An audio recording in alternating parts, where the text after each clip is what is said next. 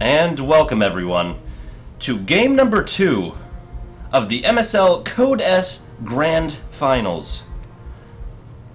Casting with me tonight, we have my good friend Nibbling, who's going to be bringing these Grand Finals games to you with me, or however you'd like to say that. More or less importantly, we're getting here into the game, and here we are. This is on Derelict Watcher. It's game 2 between MSL Gladiator and his opponent, SilverSnyper. So here, in the top right-hand corner of the map, the man who won the first match in a relatively convincing fashion is the Red Protoss player, Gladiator. So Gladiator, once again, he took game 1 with a really interesting Forge Fast Expand into Cannon Rush that really threw off his opponent. And speaking of his opponent, down here in the bottom left-hand corner, we have the man that won the MSL Code S winners bracket with his pretty impressive Swarm Host, Muta, and Ling play. It's SilverSnyper. So here we do have the game really starting to actually get going. We have pool first. Out of SilverSnyper, so it's a 15 pool. It's actually quite late, which will be pretty interesting. And his opponent over here, throwing down that fast forward pylon, indicates he's wanting to go Nexus first. So what are your thoughts on that, Nibbling? Well, with Gladiator going faster expansion than SilverSnyper, SilverSnyper is going to feel some economic pressure, since he does have a drone in there, which, if he didn't see it before, now sees the Nexus first expansion. Forge Fast Expand, so he should probably expect similar play to what he did before. So I'm hoping, at least, that he's going to look around a little bit and try to prevent what happened last time. Although it doesn't look like Gladiator's going to be doing any kind of cheese here at the beginning. Doing a lot of scouting, just keeping an eye on what's going on, but not doing anything. You know, it's true. Keeping some of those overlords a little bit closer to home. This map is a little bit easier to keep track of your main base and the natural. There's not quite as many low ground areas that you can hide a proxy pylon that you wouldn't see initially. So in that respect, it's a little bit easier. Another thing to point out, so Derelict Watcher is it's actually a very open map. Look at all this open space that's out here. So this map generally tends to favor faster, more mobile armies. So I'm looking for a lot of Ling counterattack aggression on a map like this, whereas it's just really hard to be cost efficient with Zealot, Sentry Colossi, as the Sentries can help control space, but when you have to draw a circle of force fields around you to keep the Colossi alive, it just becomes really hard to do. So interested to see how that exactly works out. We do have some scouting Zerglings here running across the map. Also, that Overlord did make its way there and did not perish from the cannon. And also, I'd really like to point out that so this was it wasn't actually a Forge Fast Expand. Technically, it was a Nexus First Forge Expand, which means that what that means is that gateway was delayed by an additional 150 minerals at least. It looks like it was 300 actually, as the cannon finished earlier. Which means that the Cyber Core is way later, and in response, we see SilverSnyper taking that third base, as he knows that there's not going to be any mobile unit that can come and attack him for quite some time. As we don't even see a Cybernetics Core. Okay, it is just now finishing, so in another 40 minutes, they're game seconds, which turns into minutes for the units, probably. So we're not going to see a Stalker for a while. In fact, we're just going to see a whole bunch of Zealots being chrono boosted, so this could be actually really interesting. So one thing I do want to point out, so Wings of Liberty, you always needed to stay up a base on your opponent if you were Zerg. Right. Heart of the Swarm, it's still a good general rule. The difference is this: the Mothership Core. The Mothership Core now lets the Protoss move about on the map, and with the ability to recall, they don't necessarily lose a whole bunch of things. So if you defend something really well in Wings of Liberty, you generally just crushed them because there really wasn't another option. Whereas now the Protoss can do a lot of damage, and when they feel under the gun, they're out of there. So really interesting what they've done to allow the Protoss to have a little bit more aggression early in the game And that really has affected this matchup, actually, in a pretty substantial way. So SilverSnyper abandoned his third. Abandoned it? He took all the workers back? Well, check it out. The third's not there anymore. This third? Yeah. Oh, there. I've left the view on, so I wanted to see if Gladiator could see it. And as it turns out, Gladiator can't see it. So, you know, there you have it.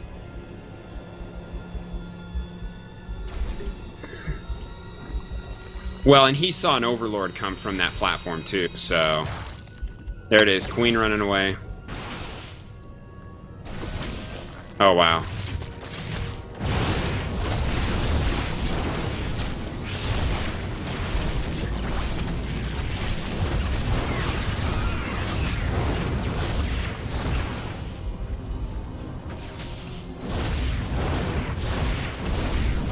Draw attention. Yeah. What a queen.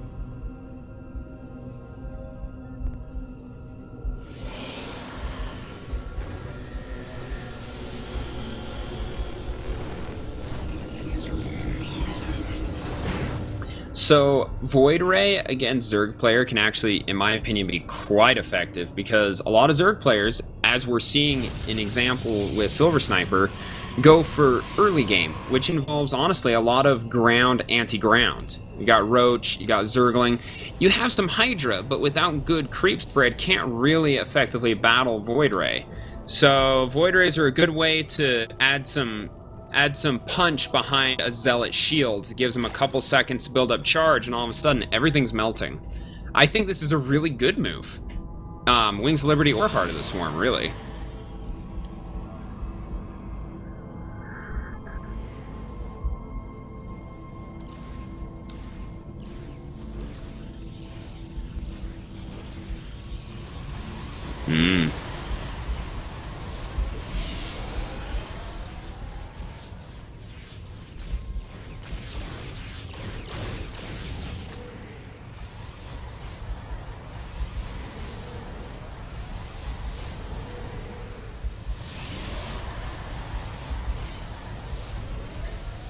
Yeah, Carbot's animation of it going like a balloon that's popped, I prefer that. That's kind of cool.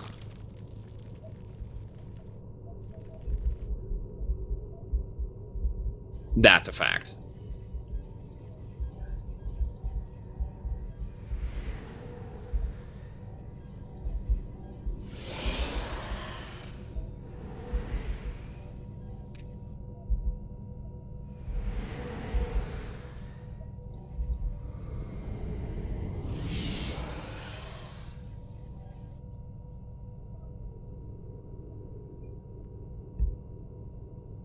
Right.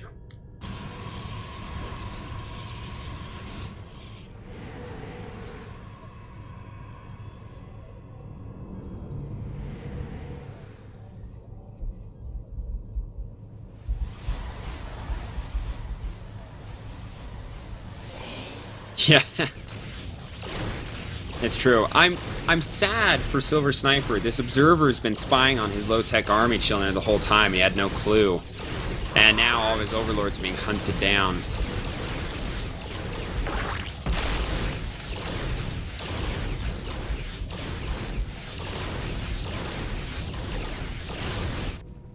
Bam.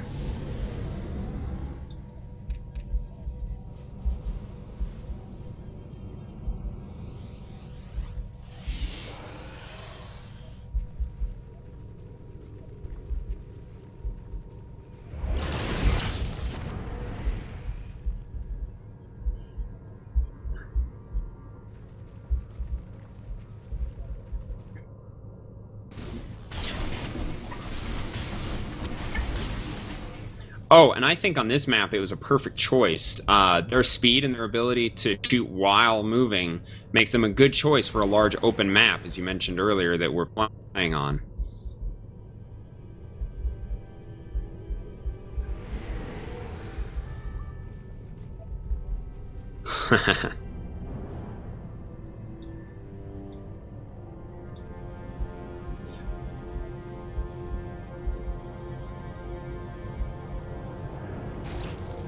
Nice.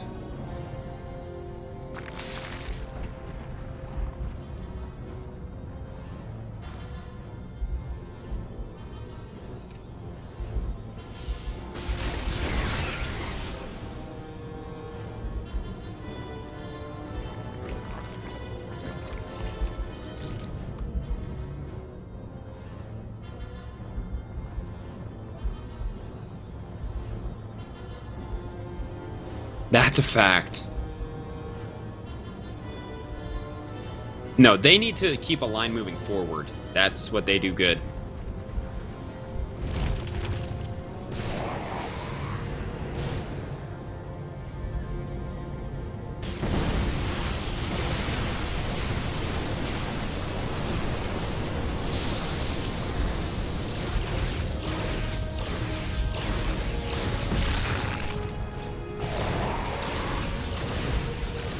Swarm host.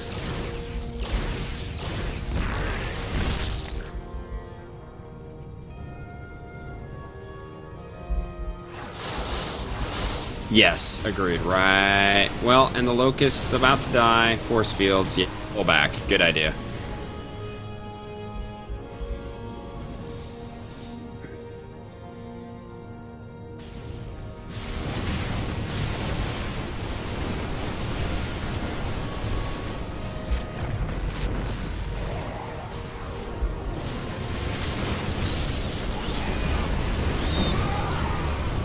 Oh.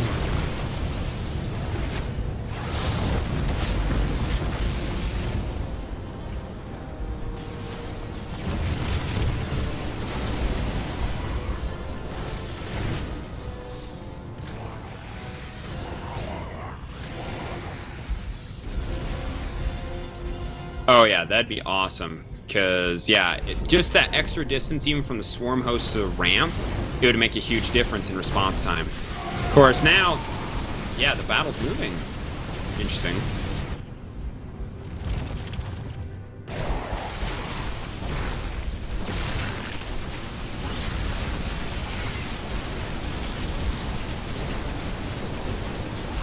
Yeah, absolutely.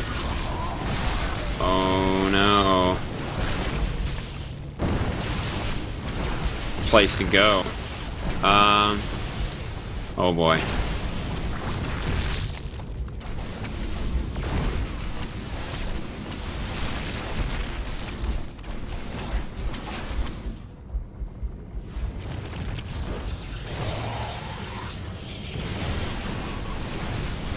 Oh, see. Oh, this is so painful.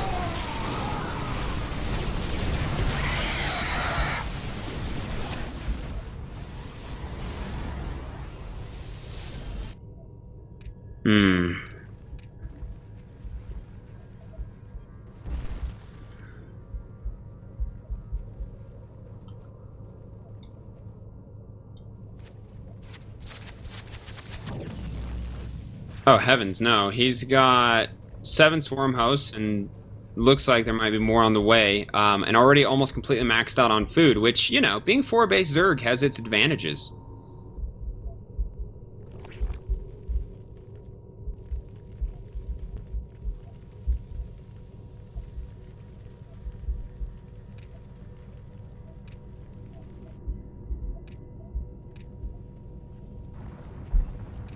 Well, and 4,000 in the bank.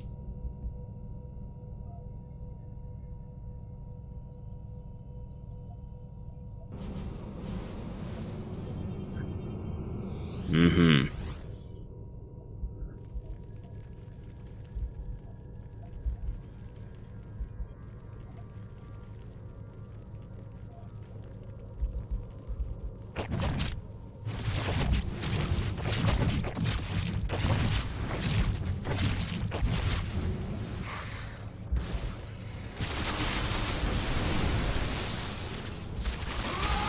Nope, they're rallied to a corner, not even up the ramp.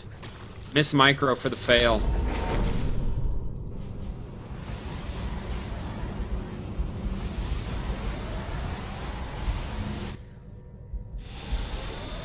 Nexus cannon, I like that.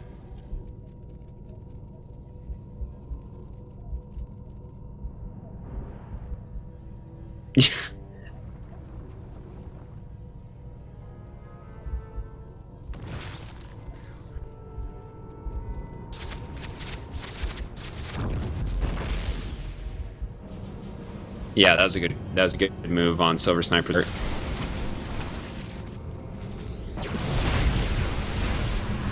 Oh yes, Archon kill.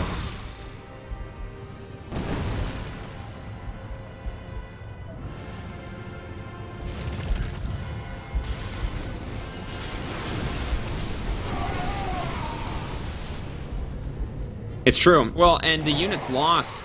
It used to be that it was 2-1, and now it's, you know, 3-2. So he's trading a little better, which, oh gosh. This engagement's not going well. Yeah, the Archon's doing very well.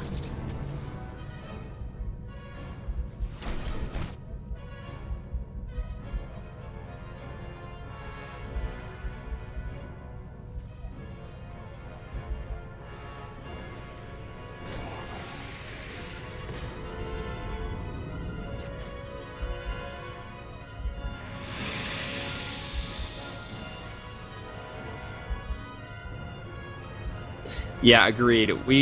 I mean, the Swarm Host was a good move, but yeah, more tech. The Roach Hydra thing isn't working out against Archons. Go figure. Uh-oh.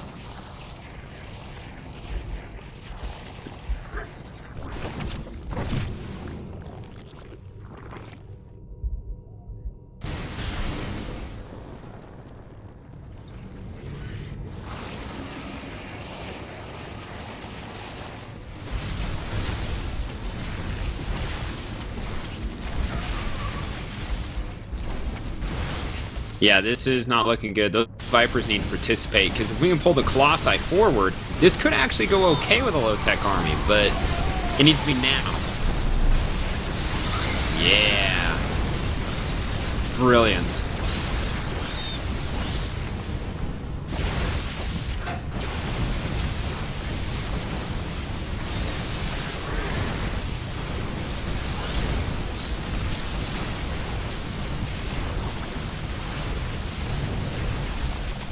Yeah.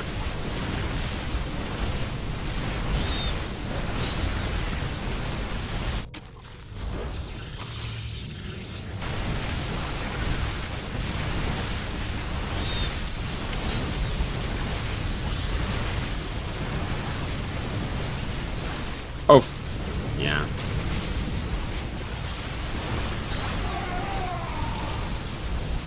Oh, that's painful. Well,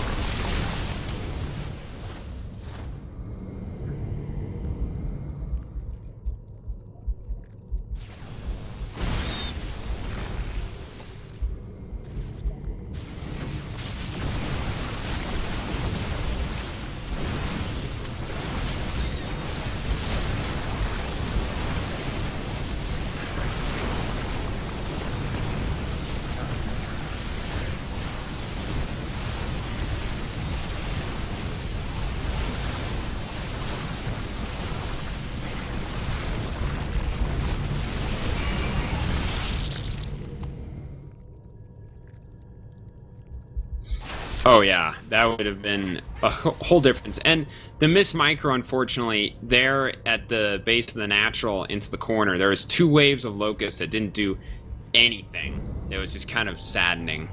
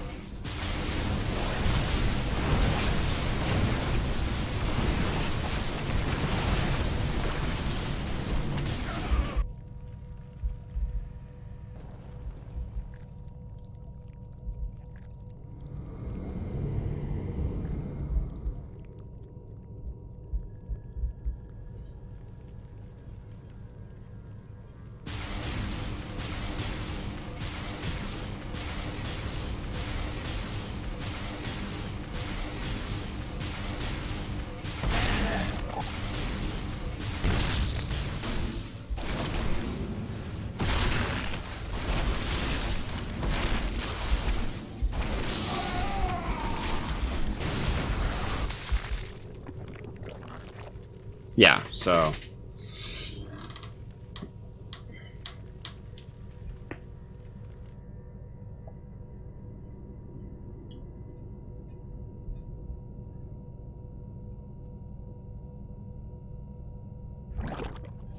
Yeah, unfortunately.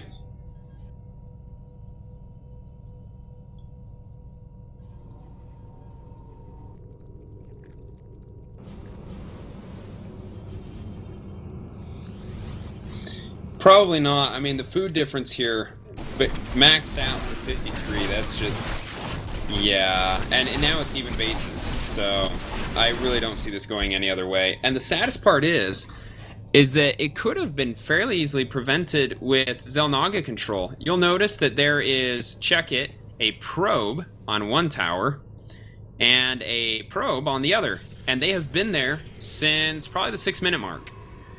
And those two alone have allowed Gladiator to check up on SilverSnyper's movements with things like roaches, say, oh, he walked over there, and have the Colossi follow, when otherwise it could have been anybody's game.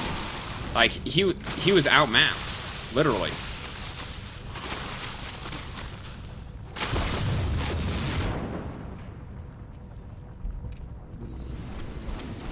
Yeah.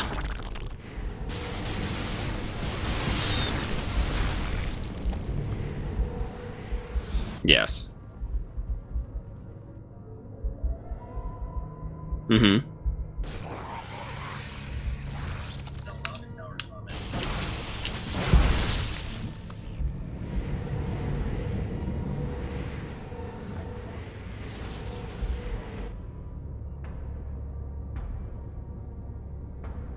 Mm-hmm.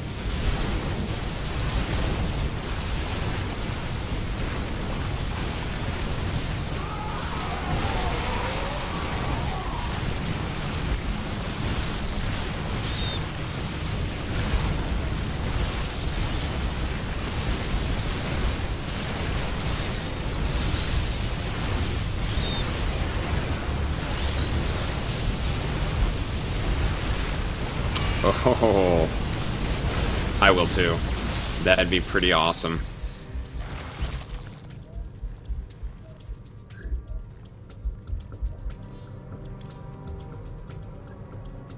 Oh boy. Because I don't think we have much good detection. And we still have that one swarm host just kind of chilling. That is the same rally point he had a few minutes ago.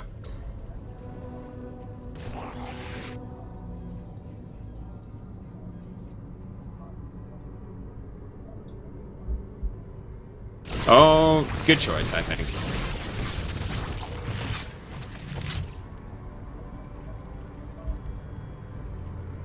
Yes.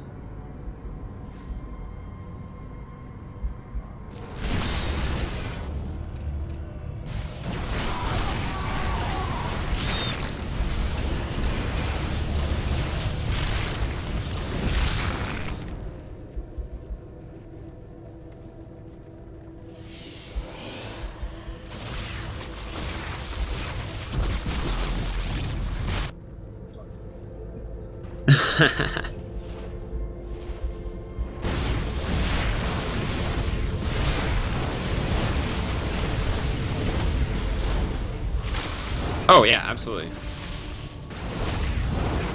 Ooh, almost a full next eye worth of probes managed to escape those roaches. That's unfortunate.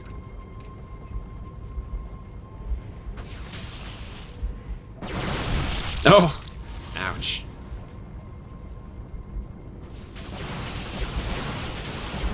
Roaches on move! No! And now they're getting blunked. Yeah, that was the thing. Yeah, see, yeah, if he had just stopped right there, he would have had the concave advantage. But, yeah, move command and blunking. Severe blunking.